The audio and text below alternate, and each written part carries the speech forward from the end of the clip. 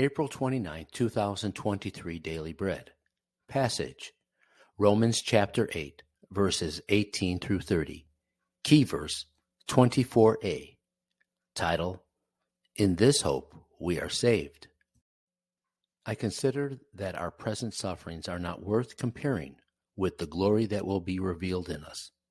For the creation waits in eager expectation for the children of God to be revealed. For the creation was subjected to frustration, not by its own choice, but by the will of the one who subjected it, in hope that the creation itself will be liberated from its bondage to decay and brought into the freedom and glory of the children of God.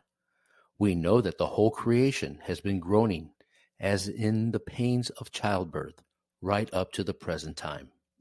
Not only so, but we ourselves, who have the first fruits of the Spirit, groan inwardly as we wait eagerly for our adoption to sonship, the redemption of our bodies. For in this hope we were saved. But hope that is seen is no hope at all. Who hopes for what they already have? But if we hope for what we do not yet have, we wait for it patiently. In the same way, the Spirit helps us in our weakness. We do not know what we ought to pray for, but the Spirit Himself intercedes for us through wordless groans. And He who searches our hearts knows the mind of the Spirit, because the Spirit intercedes for God's people in accordance with the will of God. And we know that in all things God works for the good of those who love Him, who have been called according to His purpose. For those God foreknew, He also predestined to be conformed to the image of His Son, that He might be the firstborn among many brothers and sisters. And those He predestined, He also called. Those He called, He also justified. Those He justified, He also glorified. Daily Bread Message. Life is full of many types of suffering. Even Christians suffer. Our bodies get sick. We face many disappointments and frustrations. Loved ones pass away. But those who belong to Jesus know that the glory that is awaiting us makes all our suffering seem like nothing. That is the greatness of the glory we will one day see.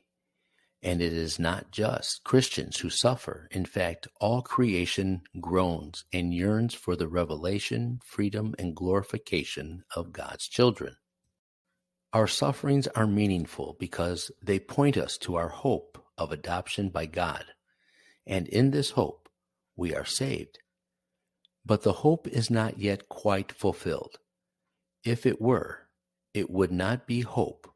Instead, we wait for it patiently.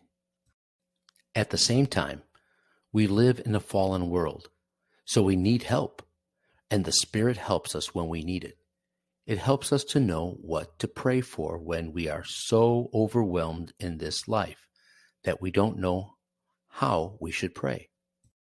We can know for certain, while we wait for hope to become reality, that God works for the good of those who love Him.